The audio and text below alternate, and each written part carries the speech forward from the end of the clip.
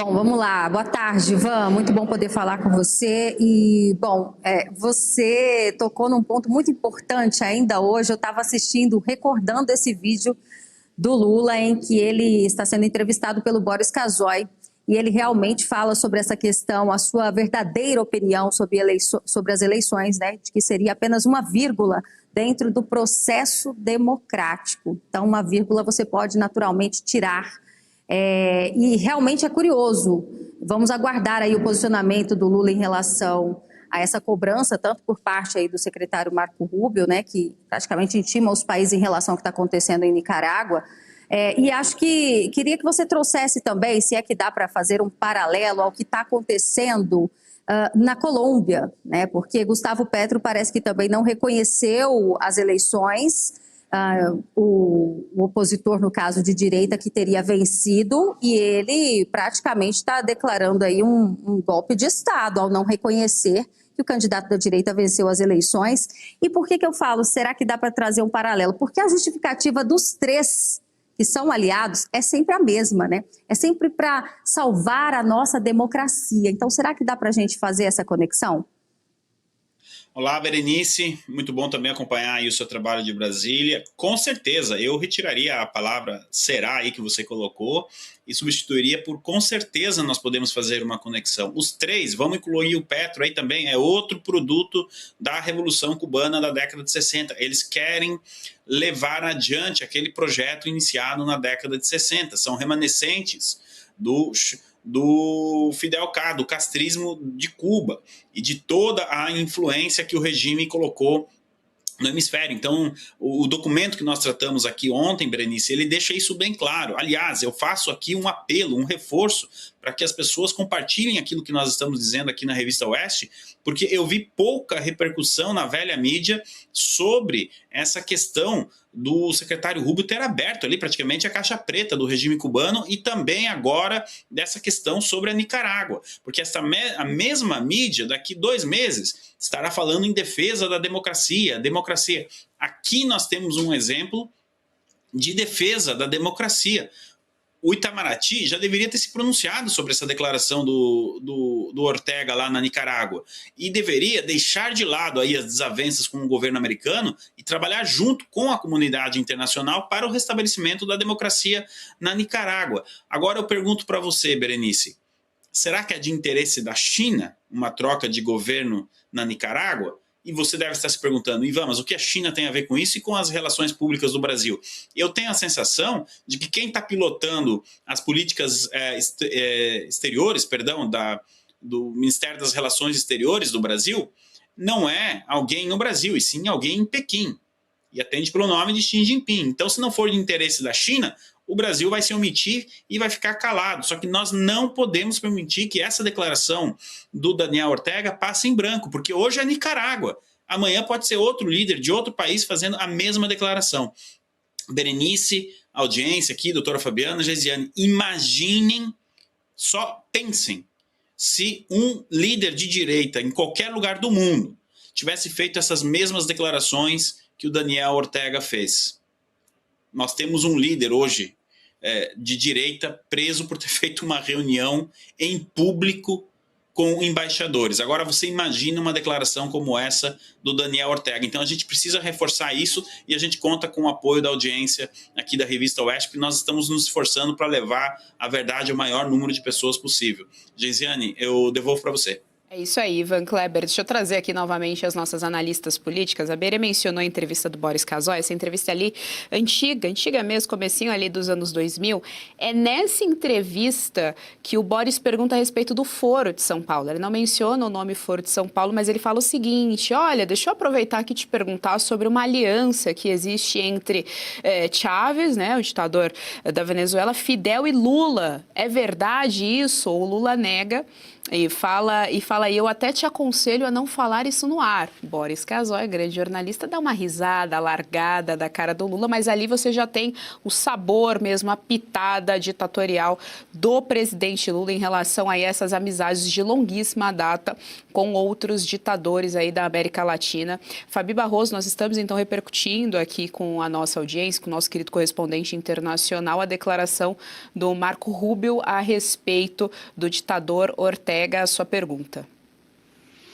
Ivan, primeiro bem-vindo aqui conosco.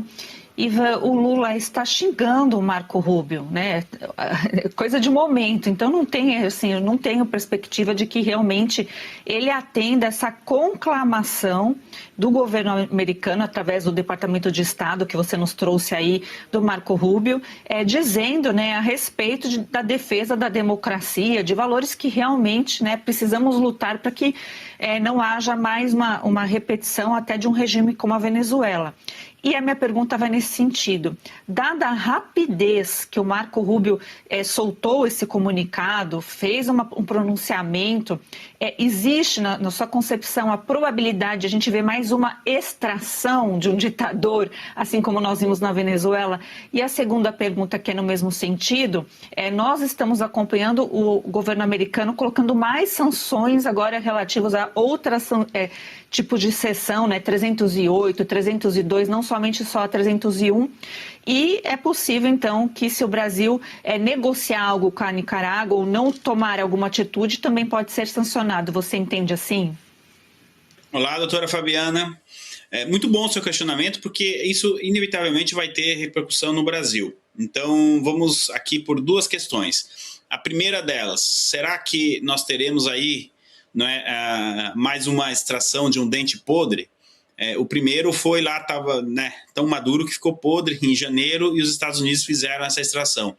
Olha, eu estava pensando isso hoje à tarde, tá, doutora Fabiana? Porque no caso da Nicarágua já não tem mais o que sancionar. Ali já está todo mundo sancionado, enfim, já existem várias medidas, né, impostas pelo governo americano. Então, o Daniel Ortega, ele está flertando sim com essa possibilidade de acordar pela manhã com um helicóptero sobrevoando a cabeça dele. E eu digo mais, a extração do Daniel Ortega seria até mais simples do que a do Nicolás Maduro. Pelo menos ali na Venezuela você tinha uma questão até mesmo de logística, enfim, mais difícil. O exército venezuelano, a gente não sabia até onde poderia reagir. Na Nicarágua seria bem mais simples. Então, como já se esgotaram praticamente todas, né, as alternativas ali através de sanções, o Daniel Ortega, ele não tem noção do risco que ele está correndo. Agora, trazendo aí para o outro paralelo que a doutora trouxe, e qual pode ser, né, o próximo passo do Departamento de Estado? Reparem, ele faz um apelo para que a comunidade internacional entenda a gravidade do que está acontecendo. Na semana passada, a Nicarágua rompeu relações diplomáticas com o governo de direita da Giorgia Meloni, da Itália. Bom, esse país muito provavelmente vai deixar de fazer negócios com a Nicarágua. Agora, a gente sabe que a Nicarágua faz, né, negócios com outros países, etc., e também, por que não, com o Brasil. O próximo estágio do Departamento de Estado pode ser aplicar sanções a esses países que continuem fazendo negócio com o regime do Ortega. Esse é o próximo passo.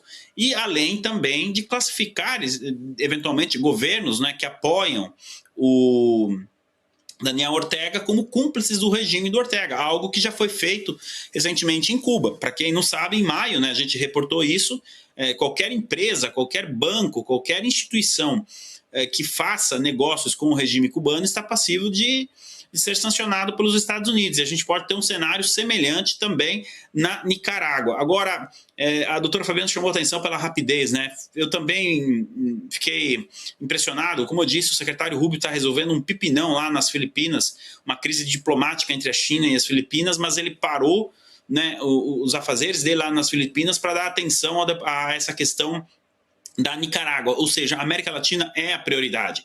O que esse trio aí, Gustavo Petro, Ortega e Lula, não entenderam é que acabou a brincadeira. E a América Latina é, sim, prioridade, e nós precisamos restabelecer a democracia em todos os países da América Latina. E isso fica evidente nessa ação, então, do secretário Marco Rubio. Eu volto aqui a cobrar.